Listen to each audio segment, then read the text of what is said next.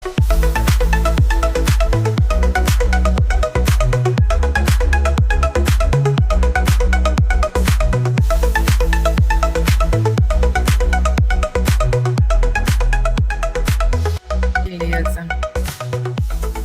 Então, vamos começar mais um episódio sobre orçamentos e hoje a gente vai falar sobre estratégias para apresentar o orçamento. Como é que a gente consegue fazer essa abordagem e apresentação do orçamento para o cliente até o fechamento.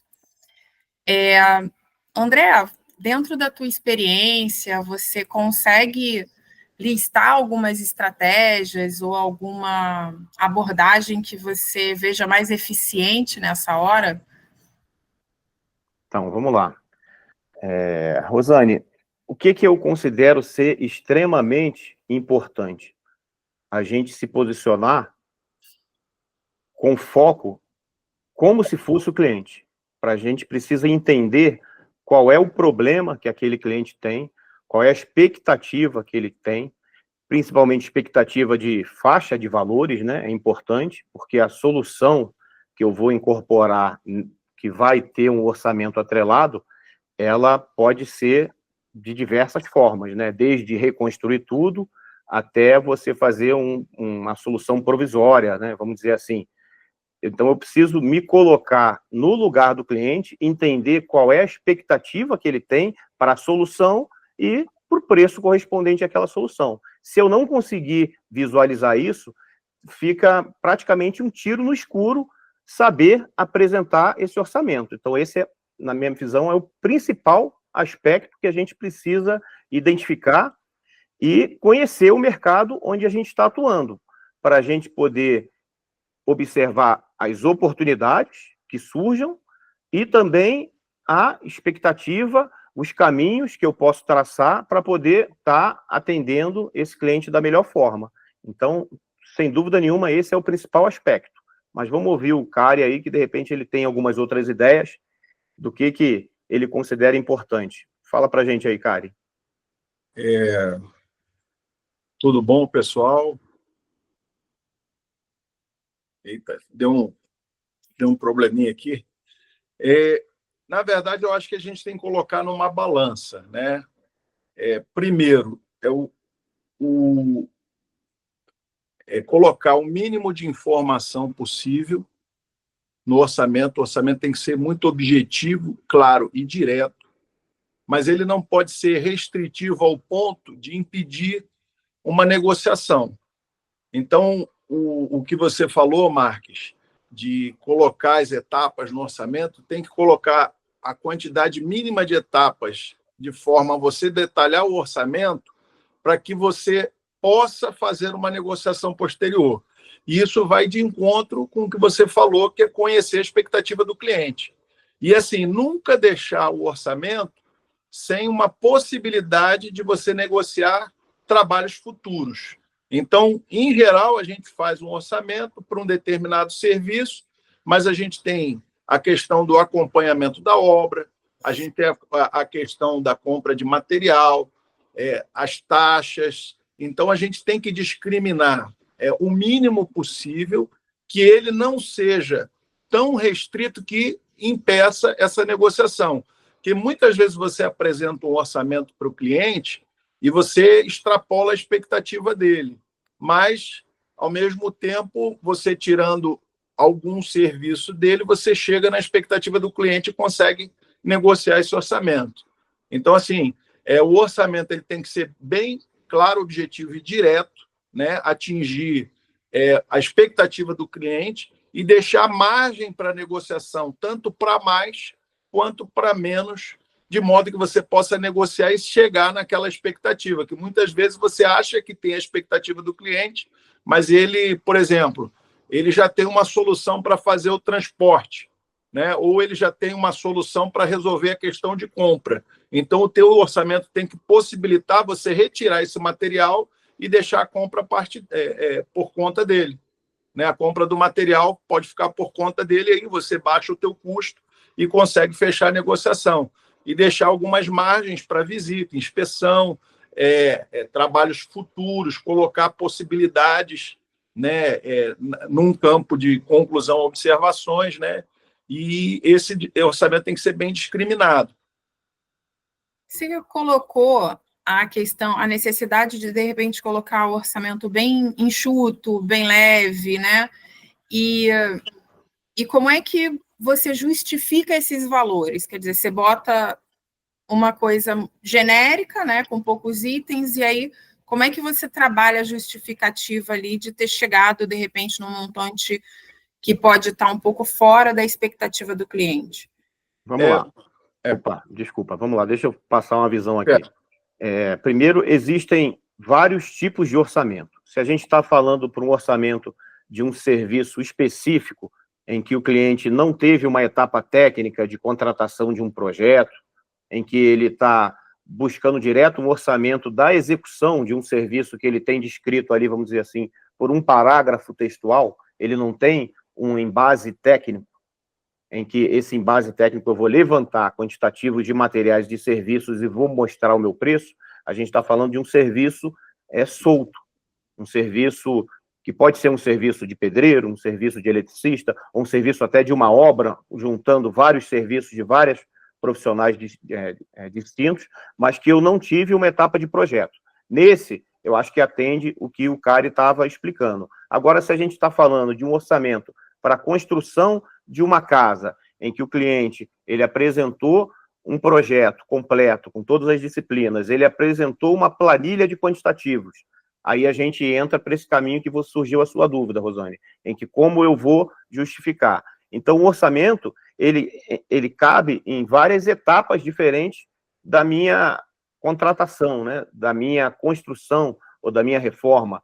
Então, primeiro, o cliente ele quer fazer alguma coisa, ele sonda mercado pedindo orçamentos para balizar o quanto que é o mínimo, quanto que é o máximo que o mercado está cobrando. Ele cria, né, essa expectativa inicial de valores, sondando os profissionais do mercado que atendem aquela demanda, e em cima disso ele se planeja, ele se organiza financeiramente, ele define alguns detalhes e requisitos do que ele necessita prioritariamente incluir, o que ele pode descartar, e aí, a partir daí, ele começa a sondar melhor, com mais conhecimento do mercado. Então, por isso que o Cari falou que você tem que ser objetivo, simples, direto. Mas você também não pode, às vezes, entregar o ouro, a consultoria, o serviço que você tem na sua bagagem, onde você tem o maior expertise, num simples orçamento. Se o cliente te manda um e-mail, solicita o orçamento para fazer um reforço estrutural, você de cara já olha a foto, já estuda o projeto e dá o seu orçamento sem uma conversa comercial, sem trazer esse cliente para perto de você, você fatalmente vai ajudar com que ele busque uma outra pessoa para que faça aquela solução que você já entregou de mão beijada. Então, por isso que a gente tem que saber sondar comercialmente o mercado, identificar em que momento o cliente está, qual é a expectativa dele, para não entregar o nosso know-how de graça, sem que isso seja perfeitamente remunerado. Quando você falou em entregar o ouro, você pode falar um pouquinho mais sobre isso? Vamos lá. Fala, Karen. Deixa eu dar um exemplo nessa pergunta anterior. Você me perguntou como detalhar sendo simples, né? Uhum. Eu posso fazer uma edificação, né, uma casa, vamos pegar como exemplo uma casa, e detalhar essa casa em fundação, estrutura, acabamento, revestimento e botar o valor. Da mesma forma, eu posso cometer um erro comum. Eu já pego e coloco lá, fundação, tantos metros cúbicos de concreto, tanto de mão de obra, tanto de material. Se você entrega este ouro, né, ele já vai, em cima dessa informação, desse trabalho que você passou, fazer outras cotações para verificar se o teu preço está adequado ou não. Isso tira uma margem de negociação sua. Está entendendo? É lógico, se o meu cliente é um engenheiro, né, ele já pede um orçamento com uma base onde está discriminado os serviços, você vai colocar em cima daqueles serviços, né? Então, assim, é entregar o mínimo necessário. Esse necessário depende do conhecimento do cliente, do que foi combinado, né, e do que você acha, onde você vai ter ou não riscos e margem. né? O que seria um risco? Por exemplo, eu vou fazer uma fundação, eu não tenho uma sondagem, eu não tenho um levantamento do local.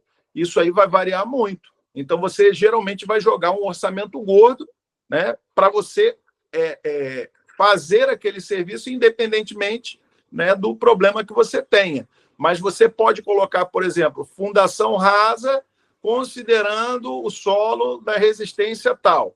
E aí você não entregou o ouro, né, mas você já discriminou qual tipo de serviço você vai fazer, e isso permite você negociar caso, vamos lá, você prevê uma fundação com sapata, você discrimina lá, fundação com sapatas. E quando você vai analisar o solo ele não suporta uma sapata, você tem que fazer uma estaca, é outro custo, né? Você tem que deslocar um equipamento. Aí você tem condição de negociar levantando ou diminuindo o preço.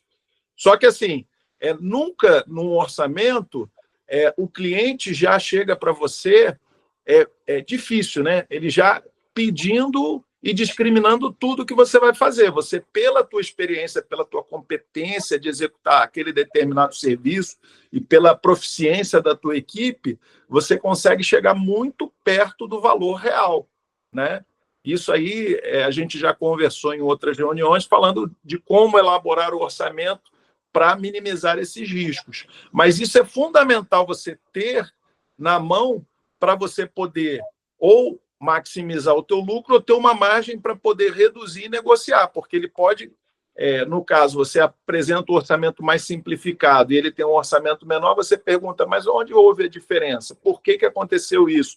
E aí você tecnicamente justifica e você, de certa forma, ganha o cliente. Eu falei, não, eu consigo chegar a esse preço porque eu previ este tipo de fundação, né, no exemplo que a gente está usando.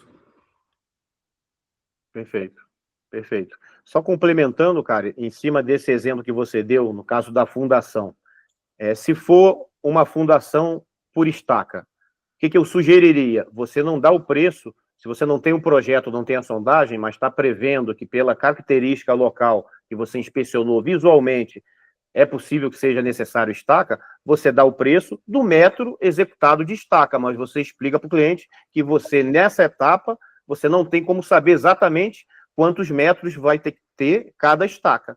Então, você tem um preço do item executado, mas você não sabe a quantidade exata. Então, você cobra como se fosse uma cobrança unitária, né? É um preço unitário do serviço, se esse for o caso que a gente vai abordar, né?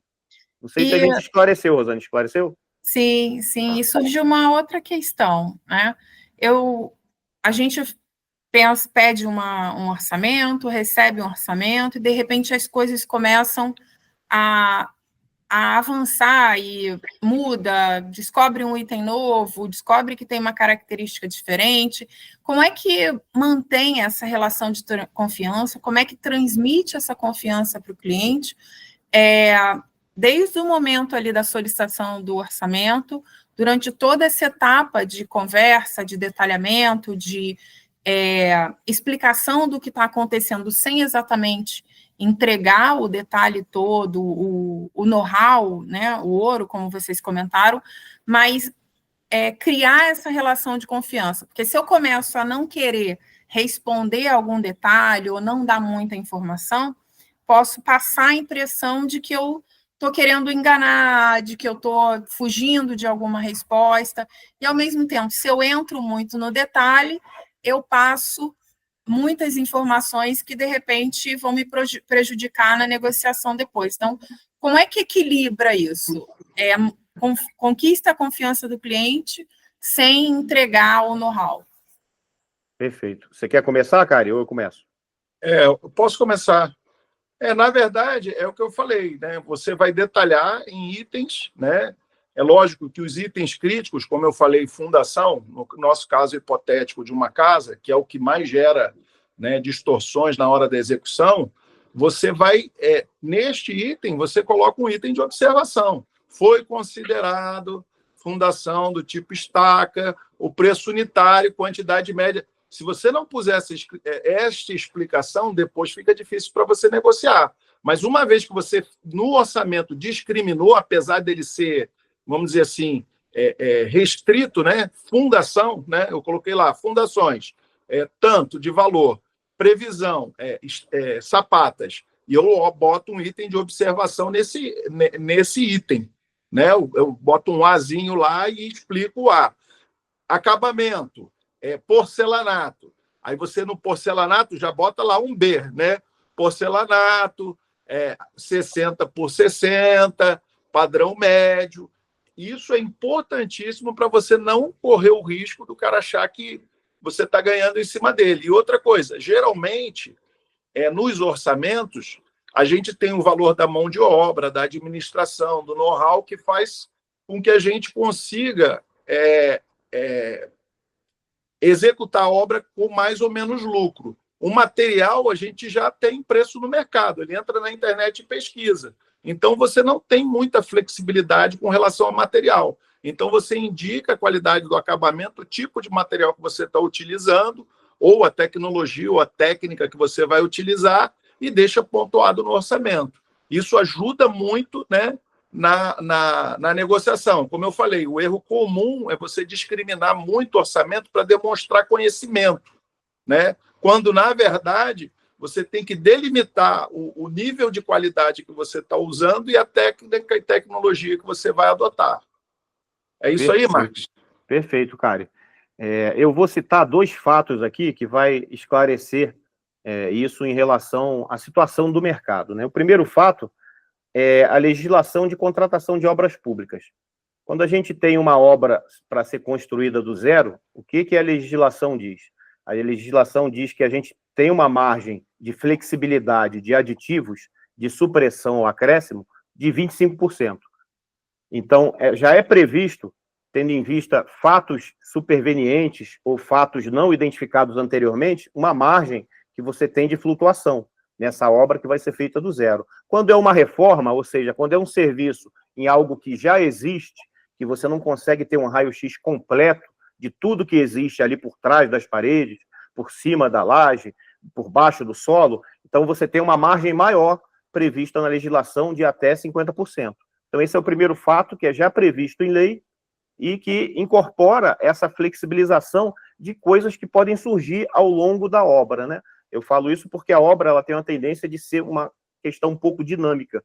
Por mais que você tenha um anteprojeto, às vezes até um projeto básico, no meio do caminho surgem fatos, surgem interesses até de quem está contratando de fazer ajustes, de acrescentar, de mudar uma especificação ou de ampliar a área onde o escopo da obra vai atender. Então, esse é o primeiro exemplo.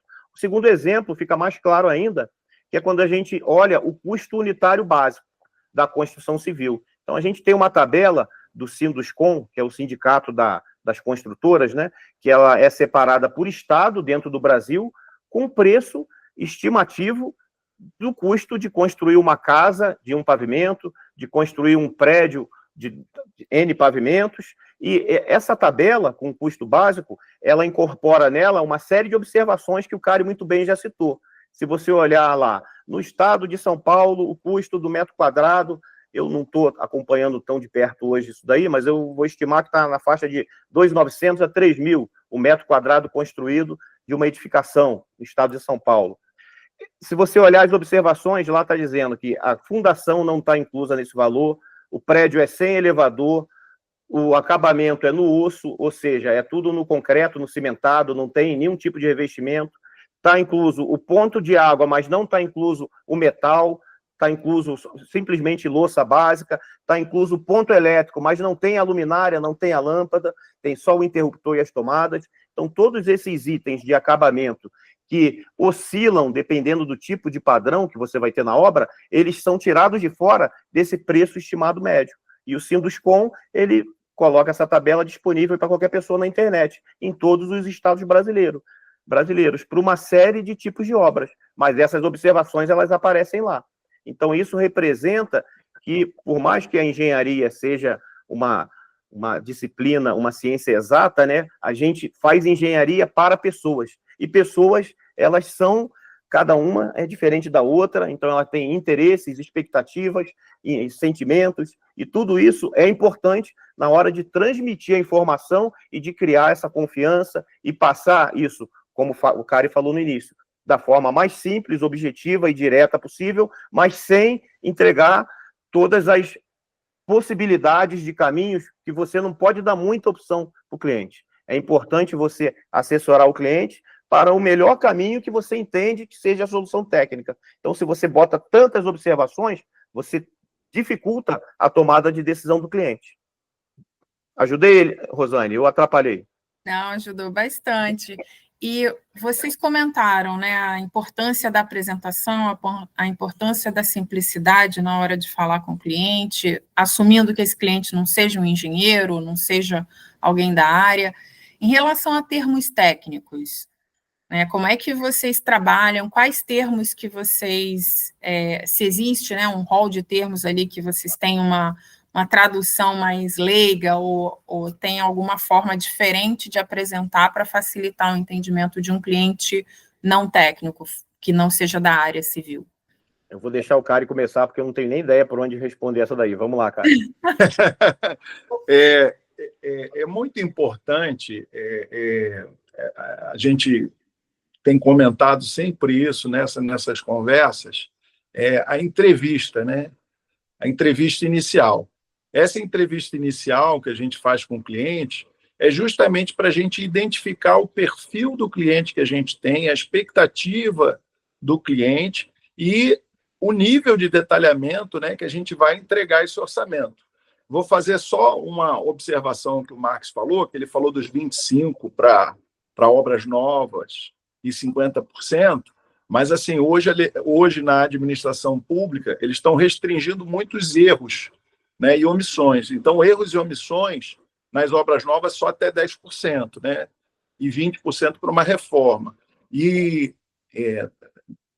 novas tecnologias, melhorias e tal, 15% que completa os 25% ou 30% para completar os 50%, né, do que o Marcos falou. Então, assim, uma vez que você faz uma boa leitura, isso é lógico, você ganha com o tempo do cliente, você já sabe mais ou menos o que entregar. Muitas vezes você percebe que o cliente ele só quer um preço, né? Ele só quer... o cliente começou... Vamos lá, assim, a gente tem 3 tipos de cliente, né? Segundo um colega de engenharia. O cliente vampiro, o cliente normal e o cliente VIP, né? O cliente vampiro, você já identifica ele porque ele só quer beber o seu sangue. Então, ele vai querer tirar o máximo de dúvidas, e você não vai ter que solucionar as dúvidas dele, você vai ter apenas que dizer para ele que você tem competência e capacidade para resolver todas as dúvidas, né? Esse cliente você já identifica porque ele já começa perguntando do preço, né? Esse cara não consegue fugir dessa necessidade dele de ter um preço, ele não está preocupado com a qualidade. Esse é o cliente vampiro. O cliente vampiro, o que você vai fazer? Você vai escrever uma página, um valor, e você vai torcer para que ele vá para o seu adversário, porque ele é um cara chato, ele vai te consumir energia e ele não vai te dar lucro. Está entendendo? O cliente normal, eu diria que ele já é uma balança, é um cara que está preocupado com custo, mas ele também quer qualidade. Então, esse cliente, né, ele é a maior parte da clientela que a gente vai abarcar, né? É um cliente que ele vai perguntar o custo no final, né? Primeiro ele vai querer saber a sua empresa, a sua experiência, se você tem capacidade para solucionar determinado problema, se a tua equipe é terceirizada, a tua equipe é sua, qual, vamos dizer, a tua experiência em solucionar problemas, que isso é o mais importante. E a maior preocupação do cliente normal é fazer algo justo, correto. Agora, o cliente VIP, esse é o cliente que, quando ligar para você, você já vai perceber. Por quê? Porque ele não quer dor de cabeça. Ele quer transferir todo o problema da obra e da construção para você. É lógico que ele está pensando numa questão de justiça, né? Um preço conforme uma tabela, mas, na verdade, ele está preocupado com outras coisas. Ele tem vários negócios para gerir e ele precisa de uma pessoa competente e responsável para fazer a obra dele. O cliente VIP é aquele que você vai dedicar o maior tempo. Por quê? porque ele está preocupado em você ter lucro e gerir a obra dele da melhor forma possível. E outra coisa, o tempo é uma questão mais importante para o cliente VIP, porque geralmente ele está fazendo um negócio, né, fazendo uma reforma, uma obra, porque ele está visando ganhar dinheiro com aquela reforma. Então, ele não está preocupado muito com detalhes da obra, porque ele vai transferir toda essa responsabilidade de gerir isso para você, né? Então, ele vai agir muito como cliente normal, né? Balancear, ter informações da tua competência técnica e, em geral, ele vai passar o trabalho para você em fases. Por quê? Se você não cumprir a primeira fase, ele já vai arrumar outro, porque ele não tem tempo para ficar discutindo, brigando, reconsiderando e considerando o orçamento. Então, assim, é muito fácil identificar e eu acho que essas ferramentas ajudam muito. Isso foi uma coisa que eu aprendi lá no início da carreira e cada dia que eu vejo é mais nítido, né? Na abordagem do cliente na entrevista, você já definir qual o orçamento que você tem que colocar. Tem muito orçamento, vamos dizer assim, cliente VIP, que você já faz um orçamento detalhado, porque você sabe que ele vai te contratar.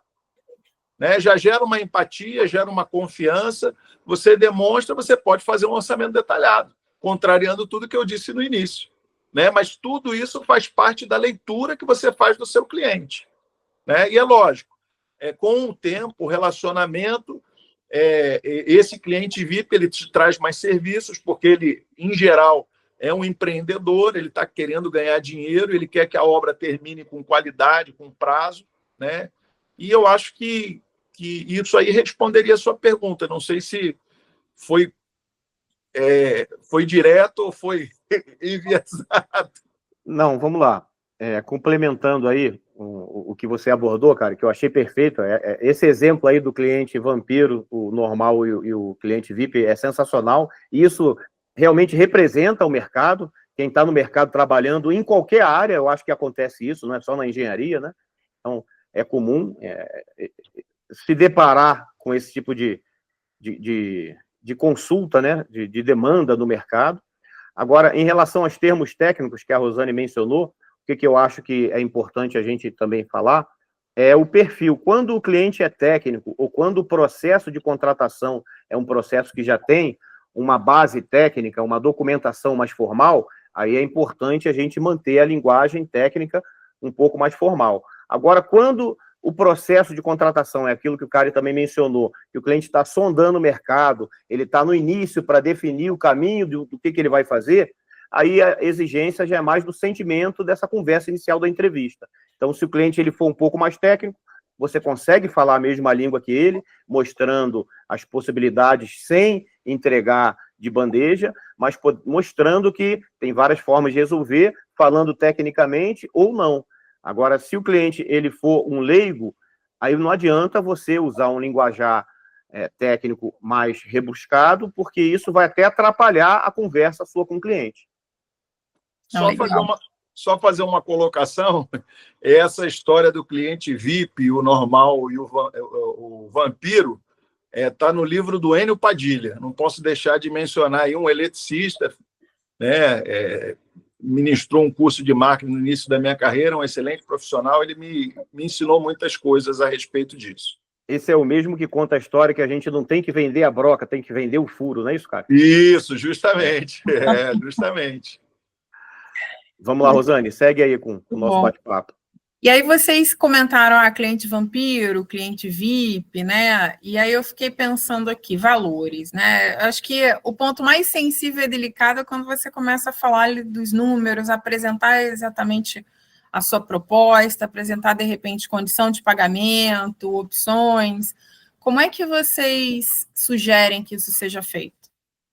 Então, vamos lá. Eu vou até voltar um pouquinho, que entra na pergunta anterior, mas chega nessa daí, uma coisa que eu tinha pensado em falar e acabei esquecendo, né? Tem 3 grandes variáveis, né? Quando a gente fala de orçamento. A principal variável é o preço. O preço importa para os 3. Para o vampiro, para o normal e para o VIP. Agora, tem outras 2 variáveis que o vampiro ele nem avalia, que é o prazo e a qualidade. O normal ele avalia, mas dependendo do tipo de cliente, ele está mais preocupado com preço do que com prazo, ou está mais preocupado com a qualidade do que com prazo, e por aí vai, né? Isso até é uma figura aí, né, da engenharia tradicional. Se você quer com prazo rápido, com preço baixo e com a melhor qualidade, não existe. Então, você precisa gerenciar esses 3 fatores para chegar na solução viável para cada tipo de problema, né? Se você aumenta o preço, você tem mais qualidade, aí pode ter mais ou menos prazo, dependendo de que tipo de qualidade é essa. Se você abaixa o preço, você pode ter um prazo, aí por aí vai, né? Não vamos entrar muito porque depende do tipo de problema.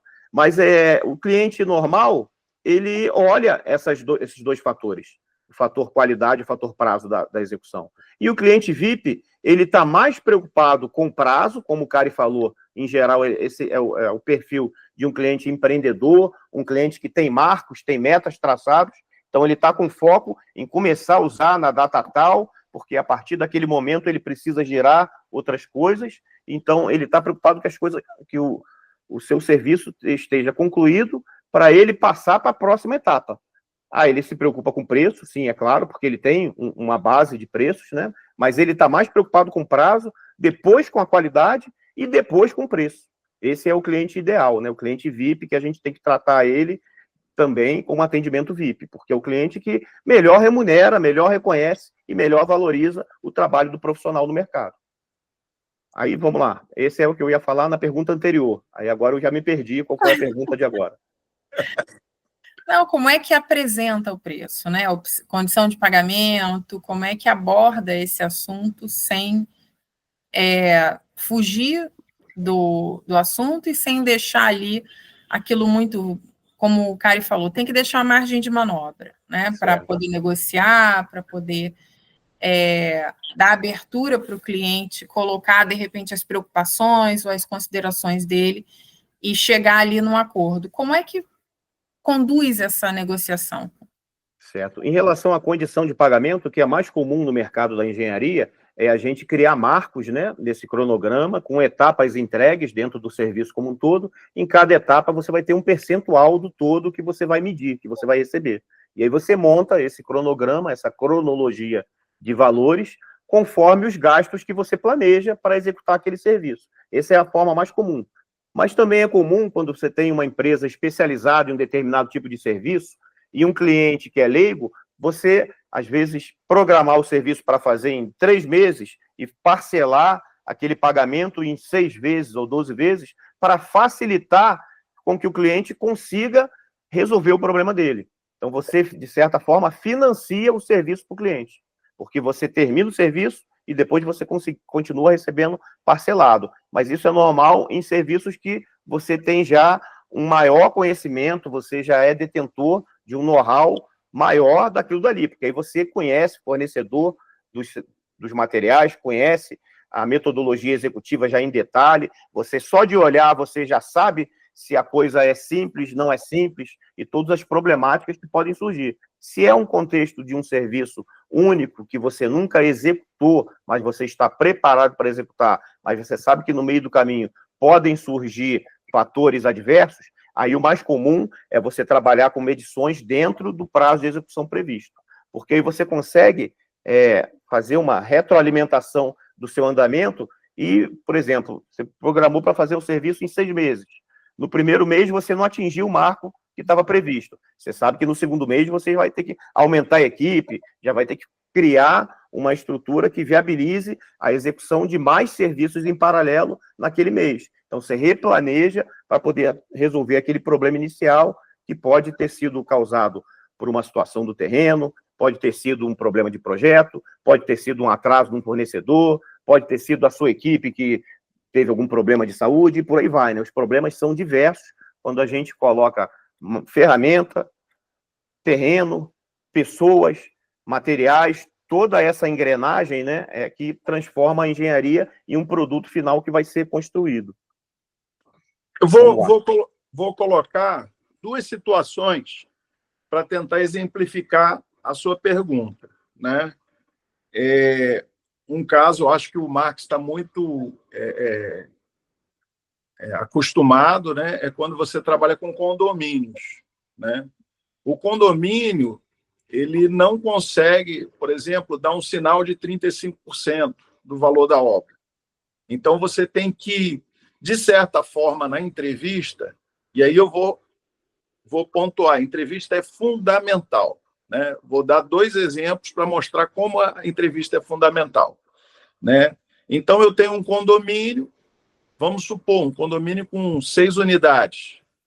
A capacidade de gasto, porque ele já tem um valor fixo e vão pagar uma parcela de obra.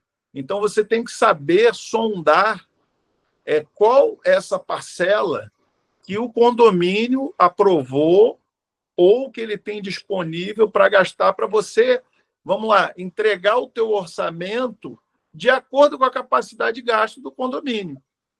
Então, por exemplo, eu tenho um condomínio com 200 unidades. Fica muito mais fácil, porque essa parcela diluída é um valor que não pesa tanto no condomínio. O síndico ele não tem condição, a não ser que seja emergencial, de colocar uma parcela que seja 2, 3 vezes o valor do condomínio, né? Então, vamos supor, eu tenho um condomínio, e isso é uma pergunta que você pode fazer e não vai ofender o cliente, quanto que é o condomínio quanto é o valor do condomínio naquele condomínio. Este valor, ele te dá uma margem, considerando as unidades, de quanto você tem capacidade de gasto mensal. Então, esse já é um ponto muito importante. Outra técnica que eu uso, que eu chamo de ancoragem, dar um susto no cliente, né? E aí você tem que ter habilidade para fazer isso, jogando um valor que você julga que é a capacidade dele fazer a obra e é que você acha que vai custar a obra, né? Muitas vezes eu abordo o cliente, pergunto para ele, eu acho que essa obra aqui é uma obra de 250 mil, e olho muito para a feição dele para ver se ele se assustou ou se é o que ele está esperando. Com a entrevista, vamos supor que você tenha um orçamento de 250 mil, né? E aí você pediu um sinal de 35%, que é 87 mil e pouco. E depois dividiu o restante em 4 parcelas de mais ou menos 40 mil. Né? Se você sabe que o cliente tem esses 80 mil na mão, ele vai achar que a proposta é adequada a ele. Mas vamos supor que ele tem uma capacidade apenas de pagar 40 mil por mês, e você não sondou isso. Quando você apresenta uma parcela de 80 mil já de entrada, você já perdeu a sua proposta. Então, a entrevista ela é fundamental para você identificar como que você vai apresentar essa proposta de orçamento, né? Porque uma vez que você apresenta uma proposta onde ele não tem a capacidade financeira, você já criou uma restrição na tua proposta. Agora, quando a tua proposta ela atende a capacidade, principalmente no caso que eu coloquei, né, do condomínio, você consegue já ajustar e o cara já percebe, não, dá para fazer. Mesmo que o valor seja mais alto, está dentro da capacidade de pagamento dele. Ainda que a tua proposta não seja melhor, você consegue parcelar em mais vezes, né? E às vezes o cliente tem o dinheiro todo, mas não é interesse você, né, já colocar 50% de cara. Você tem que mostrar o teu trabalho para que ele ganhe confiança, e aí as demais parcelas irão correr como o Marcos falou, né? Em obra pública é tudo diferente, que tudo depende do cronograma físico-financeiro, e você tem que ou leva multa por não cumprir o prazo, né, ou adianta a obra porque você fez ela mais rápido, né? Não tem muita discussão. Você tem que apresentar um cronograma físico-financeiro e executar esse serviço dessa forma. E uma dúvida que eu fiquei é o seguinte: lá no início, vocês comentaram da importância da relação com o cliente, de repente não responder aquele orçamento num e-mail, né? E tentar puxar uma conversa. E como é que vocês normalmente fazem nessa conversa de apresentação? Vocês levam algum material, montam material gráfico, alguma apresentação mesmo, com informações relevantes? Como é que vocês conduzem essa conversa ali de fechamento ou de esclarecimento para a apresentação dos valores? Então, nesse primeiro contato, né, por mais que tenha sido uma solicitação de um orçamento, se o cliente é uma pessoa que você ainda não conhece, é fundamental você tratar essa conversa como sendo uma prospecção de venda. Por que uma prospecção de venda? Porque é uma pessoa que você precisa, primeiro, antes de tudo, passar confiança. Segundo, mostrar que você é capacitado para resolver o problema. Mostrar que você tem experiência prévia naquele tipo de assunto, né, de obra ou de serviço que você vai executar.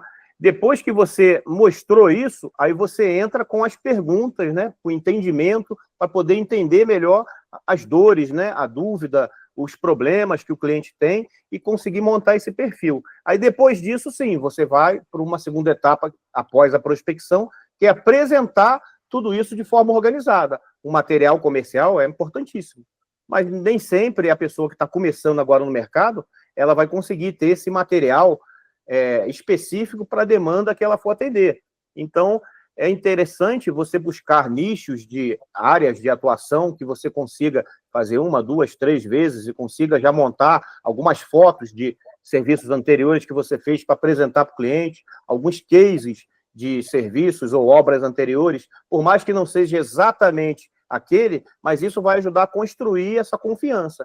Então, apresentar uma folha escrita à mão, com uma conta lá de orçamento, não é o caso. Então, é interessante ter profissionalismo, né, ter uma estrutura, uma infraestrutura da sua equipe, por mais que você, às vezes, não seja um CNPJ ainda, ou você é um MEI, mas você falar da sua bagagem desde quando você começou a atuar até o momento, quais são os problemas que você já resolveu no mercado, tudo isso é fundamental para construir essa confiança e entrar na cabeça do cliente no sentido de conquista, de que ele queira contratar você. Porque, fatalmente, ele não vai pedir preço só de uma pessoa, só de uma empresa. Ele vai estudar o mercado em 2, 3, 5, né, dependendo do perfil de conservador ou não do cliente, eles são do mercado de um jeito ou de outro. Aí a gente volta lá para o caso do cliente vampiro, que ele só quer sondar mercado, ver quem é o mais barato, mas não é esse o caso. Agora, essa conquista que a gente tem nesse primeiro contato, ela é fundamental. E aí a sua apresentação conta, o horário que você chegou conta, a forma como você fala conta, a forma como você olha e ouve o que o cliente está falando conta, tudo isso é fundamental, mas é uma questão mais voltada para a parte comercial do que a parte do orçamento em si. Agora, a apresentação, ela é importante, né? Você ter um material, ter uma pasta, ter um cartão, se possível ter um uniforme, ter um carro identificado, tudo isso conta como o cliente ele vai te enxergar a partir das próximas interações que você vai ter com ele durante a etapa de negociação, né? Quem contrata uma obra não é diferente de comprar um celular, que você vai no shopping, olha 3 lojas, escolhe o menor e sai do shopping com o celular e leva para casa. A obra não, a obra você demanda uma visita, demanda uma pesquisa, demanda um estudo, e tudo isso, essas interações, elas vão ser importantes para a tomada de decisão do cliente. Eu acredito que o momento é um momento crucial, na minha visão, como prestador de serviço, é a entrega do orçamento. É lógico que a gente tem que avaliar qual o impacto desse orçamento na minha estrutura, né, da empresa. Às vezes você vai fechar um orçamento que é um valor irrisório, que você não tem, o risco de você não fechar é grande, você pode até pedir um portador entregar o orçamento, né, e resolver o problema. Mas se a obra ela já tem uma envergadura, eu acredito que seja fundamental você ligar para o teu cliente, marcar um horário e entregar esse documento em mãos, olhando na cara dele, né, no olho dele, e entregar com as 2 mãos, como é a prática, né, japonesa, né? Você entregar o documento com as 2 mãos e falar, qualquer dúvida, o telefone está aqui, você pode me ligar e tirar dúvida. Por quê? Muitas vezes, e aí eu digo da experiência, né, prática, você vai entregar o orçamento para o cliente, aquela pessoa que te recebeu, te atendeu. E aí ele fala assim, vai lá no financeiro e fala com a Maria, entrega para ela que vai avaliar as propostas. Então, você consegue o acesso a quem realmente vai analisar a proposta na entrega do orçamento. Então, essa entrega do orçamento em mãos, às vezes, é um momento crucial na venda. Por quê? Você marcou um horário, você demonstrou a sua pontualidade, você mostrou o logo da tua empresa, você mostrou que o dono da empresa ou um responsável da empresa foi lá e te atendeu. Ou seja, toda aquela expectativa da entrega do orçamento é o que ele tem de material para interpretar o que é a sua empresa. Vamos pensar no seguinte, eu vou cortar meu cabelo, né? A partir do momento que eu olho para o barbeiro, né, para o aspecto físico dele, eu vou traduzir a qualidade do serviço dele em função daquele aspecto. Porque uma compra de engenharia é uma compra de um intangível. Apesar da obra ser tangível, o momento da compra, da negociação do orçamento, você está comprando algo intangível. A única coisa que você tem de tangível nessa venda é a tua apresentação, é a apresentação da tua empresa, é o portfólio com a imagem dos clientes que você atendeu, é o telefone desses clientes para que o cara possa confirmar. Em geral, uma venda, você consegue capturar essa venda nesse momento. Então, assim, dependendo do porte, eu digo até que o dono tem que ir lá negociar esse orçamento, dizer, olha, minha equipe está à tua disposição para resolver o problema e eu, dono da empresa, estou aqui mostrando que eu vou afiançar que essa equipe vai cumprir o que eu determinar. Né? Eu acho isso extremamente importante, porque a contratação de uma empresa, hoje no mercado do Rio de Janeiro e de São Paulo, que você tem centenas de empresas, este comprometimento na hora do orçamento, por mais que ele seja simples, ele vai determinar na cabeça do contratante a tua postura. Né? Eu não sei se, mais uma vez, se eu conseguir responder a pergunta, mas essa questão da tangibilidade do serviço que você está oferecendo, quando eu entrego, por exemplo, eu vou comprar numa loja um celular, eu pego o celular, eu avalio a qualidade. Quando eu vou contratar uma obra, uma gestão de obra, uma gestão de mão de obra, todo mundo associa a obra a um problema, né? E como que você vai afiançar que você tem competência para resolver esse problema se ele nem te conhece?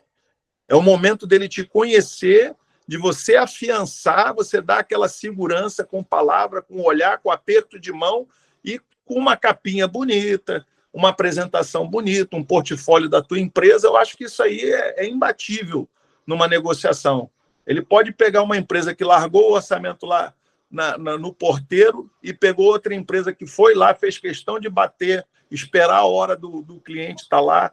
E, assim, fora a oportunidade de você saber realmente quem, né, vai julgar isso. Porque, às vezes, alguém te cota o orçamento e, na verdade, tem uma equipe de engenharia avaliando. Com certeza, no caso do condomínio, o síndico vai falar, não, entrega lá no apartamento tal, que é o engenheiro que está avaliando isso. Aí você já faz contato com o engenheiro, você já fecha, né? Às vezes é um conhecido, às vezes uma pessoa do teu ramo, aí você já fecha um relacionamento de amizade, né? Não uma amizade, mas assim, vamos dizer, como que a palavra que eu posso usar me ajuda aí, Marques. A pessoa já cria um networking, né, com a pessoa, que ela tem interesse, ela tem firmeza, uma identificação. Identificação. Isso é fundamental. Isso aí, para mim, parece incrível. A gente está falando tudo de orçamento e tal. Esse momento, eu acho que é o momento crucial, né, para você conseguir fechar um orçamento. É na hora da entrega do orçamento, depois de tudo discutido, você apertar a mão, olhar no olho, se colocar à disposição, marcar um horário e acertar esse horário. Isso diferencia o menino do homem. Muito bom, gente. Obrigada. E para o pessoal de casa que tiver alguma pergunta, alguma dúvida, alguma questão, coloca aí nos comentários que a gente entra respondendo. Isso aí. Vocês podem se despedir também, gente. Vai lá, Marcos. Então, foi mais uma vez uma satisfação estar aqui batendo esse papo com você, Rosane, com você, Kari, principalmente se a gente está podendo, de alguma forma, ajudar o mercado, ajudar o profissional de engenharia que está iniciando a sua atuação. Então, isso aí eu acho que é um legado que a gente pode deixar da nossa bagagem aí. Afinal de contas, a gente já está do meio para o fim, né? Então, isso aí precisa ser passado para que os novos profissionais que estão começando a trilhar a sua carreira possam não sair tão zerados, né? Tão no escuro e consigam uma conquista, atingir seus objetivos aí da melhor forma possível. Eu agradeço aí, é sempre ótimo participar dessas conversas, a gente troca muita experiência e realmente essa bagagem aí de ter levado vários nãos, ter feito várias coisas erradas, eu acho que ajuda o pessoal a errar um pouco menos, né? E se a gente conseguir fazer com que ele feche um contrato mais rápido, melhor, né? Hoje a gente tem várias teorias de fechar contrato, de fazer negociações, de ficar milionário, mas nada como um trabalho bem objetivo, direto, sério, aquele aperto de mão, aquele olho no olho, isso aí nunca vai cair de moda, né? Eu acho que apresentar uma proposta é fundamental. Eu acho que talvez seja o mais importante para uma empresa progredir.